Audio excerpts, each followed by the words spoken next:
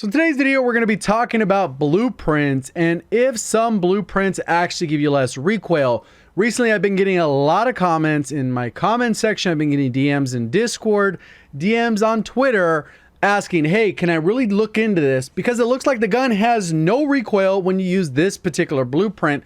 And the example that they've given me is for the M4A1 with this old faithful blueprint that is available when you pre-order Cold War. You automatically get the blueprint for free, and the less recoil is supposed to be specific to the old faithful. So what I've done for today's video is I've actually lined up the regular M4 base one that you get with the standard game, for the cause, the XRK M4, the Old Faithful, the OG, and even the Purist with the exact same and identical class setups and put them side to side so you can decide for yourself. I also went ahead and did this at 100 FOV as well as console FOV, which is 80 FOV, to see if there was a difference related to your overall field of view when you aim down sight. So we're going to take a look at all that stuff. If you do enjoy the video, find it helpful in any way, let me know by hitting that like button. Goal in today's video is 3,500 likes. If you're brand new, looking to find your way back for more Call of Duty content, make sure you are subscribed with notifications on. If there's any other blueprints you'd like me to test, make sure you comment that down below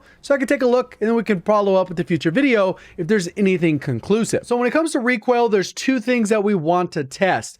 First being overall recoil, and that's where the recoil pattern goes as you shoot into the wall. The second part of it is the visual recoil of the weapon. What is it doing? How much is it bouncing around independent from that recoil pattern? Because sometimes the gun could be all like this, but the recoil just goes straight up.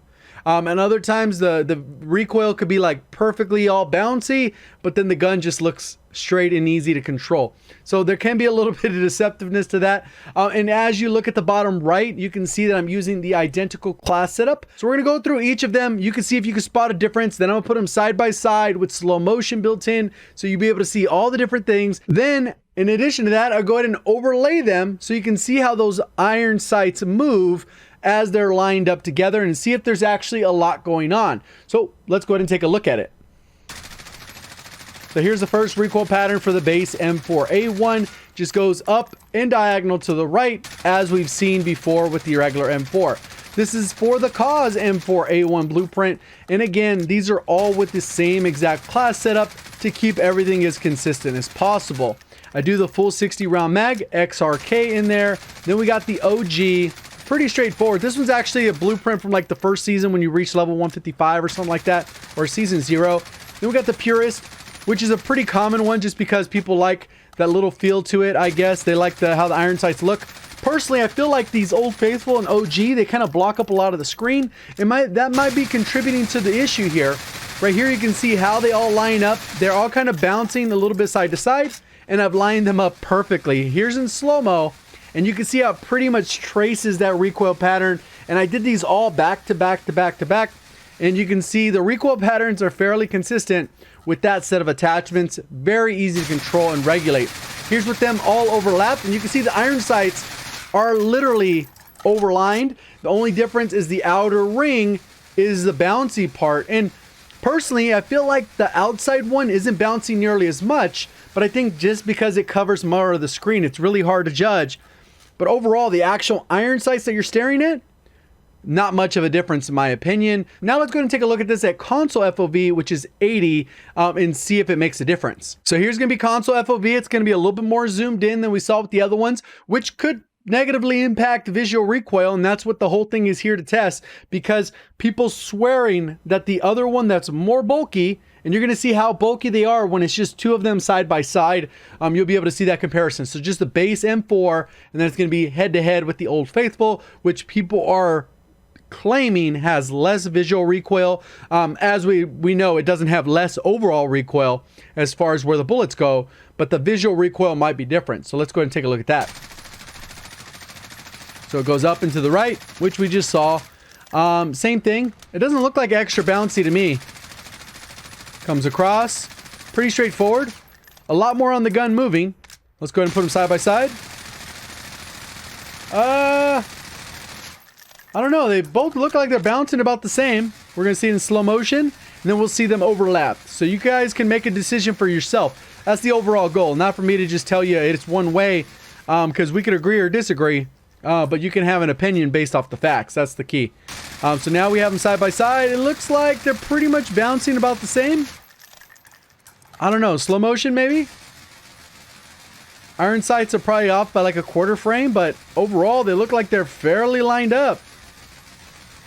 Maybe the front looks like it's bouncing a little bit more. I don't know. Personally, I feel like it could be a little bit of placebo. I think this little inner ring that is part of the main iron sights that we're seeing on the regular M4 on the left, they bounce around just a little bit more. But I think because they're smaller, they look like they're moving more.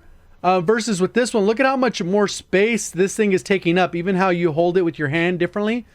Even when you overlap, you can see the inner gun here. It's not blocking any of your screen, and whereas this part has these big old bulky areas.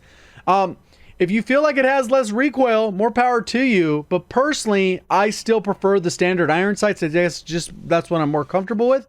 But you can see right here, it's clearly blocking huge chunks of your screen that would not be hidden if you were using the standard iron sights. But at the end of the day, something you should be aware of, iron sights could give the optical illusion where maybe it appears like there's less recoil, or feels like it's bouncing less, even though in reality, nothing has actually changed with the actual wall recoil pattern. So that's just that part of it, right? Obviously, I went in and actually played in Plunder. I've played with both of these weapons with the identical class setups, even though normally I prefer attack laser over the M16 stock, but that's what people were recommending, saying, hey, try it with this class setup.